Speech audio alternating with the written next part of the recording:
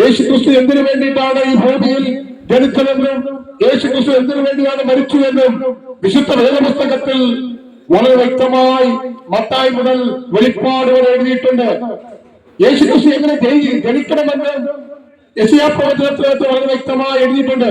യേശുക്രിസ്തു എങ്ങനെ മരിക്കണമെന്നും യെശയ്യാ പ്രവാചകനിലൂടെ വളരെ വ്യക്തമായി കർത്താവിന്റെ പരിശുദ്ധാത്മാവ് എഴുതി വെച്ചിട്ടുണ്ട്. ഇന്ന് ലോകത്തിന്റെ 5 വൻകരകളിലും യേശുക്രിസ്തുവിന്റെ ജനനം ആഘോഷിക്കുന്ന ഞങ്ങളുടെ സഹോദരങ്ങളോട് പറയുവാനുള്ളൊരു കാര്യം, യേശുവിന്റെ ഹൃദയത്തിൽ ജനിക്കണം. ലോകം തരാത്ത സമാധാനവും ലോകം തരാത്ത സന്തോഷവും ലോകം തരാത്ത എല്ലാം തരാൻ ഭൂമിയിൽ നിന്ന് മണലെടുത്തുണ്ടാക്കിയിട്ട് അവന്റെ ജീവശ്വാസം പോലെ മാനവജാതിക്ക് മനുഷ്യനായി അല്ലെങ്കിൽ ജീവനുള്ള ദേഹിയായി തീരുവാൻ കർത്താവായ യേശുക്രിസ്തു കാരണഭൂതനായി തീർന്നു. ഈ ഭൂമിക്ക് അടിസ്ഥാനമിടുന്നതിന് മുമ്പ് യേശുക്രിസ്തു ശില്പിയായിരുന്നെന്ന് സദൃശവാക്യങ്ങളിൽ എഴുതിയിരിക്കുന്നു.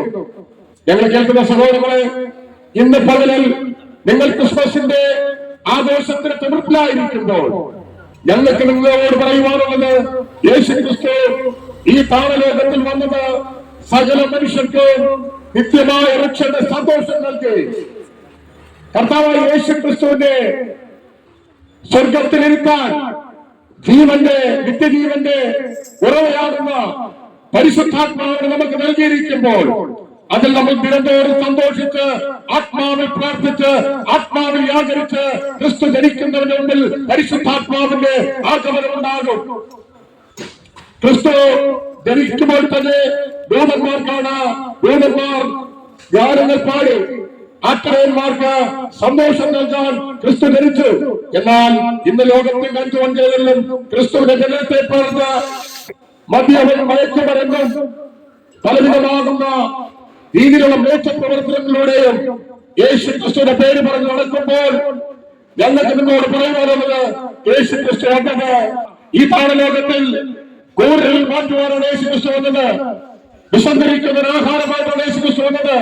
നഗ്നത ഉടുപ്പിക്കാൻ വേണ്ടിയാണ് യേശു ക്രിസ്തു വന്നത്. രോഗിക്ക് വൈദ്യനായിട്ടാണ് യേശു ക്രിസ്തു വന്നത്. പക്ഷേ കാരാഗൃഹത്തിനകത്ത് കിടക്കുന്നവനെ സ്വതന്ത്രരാക്കാനാണ് യേശു ക്രിസ്തു വന്നത്. ഞങ്ങൾ ഈ കവലകളിൽ പ്രസംഗിക്കുന്നതും ഓരോ തെരുക്കോടുകളിൽ പ്രസംഗിക്കുന്നതും ഈ ജീവന്റെ മാർഗം എന്തെന്ന് ചോദിച്ചാൽ, യേശു ക്രിസ്തുവിന് ഒരു പദ്ധതിയുണ്ട്. തന്റെ ജനത്തെ കുറിച്ച് അവനെ വീണ്ടെടുപ്പിന്റെ വില നൽകി ആ നിത്യമായ സന്തോഷത്തിലേക്ക് എത്തിക്കാനാണ് യേശു ക്രിസ്തുവിന്റെ ജനനം.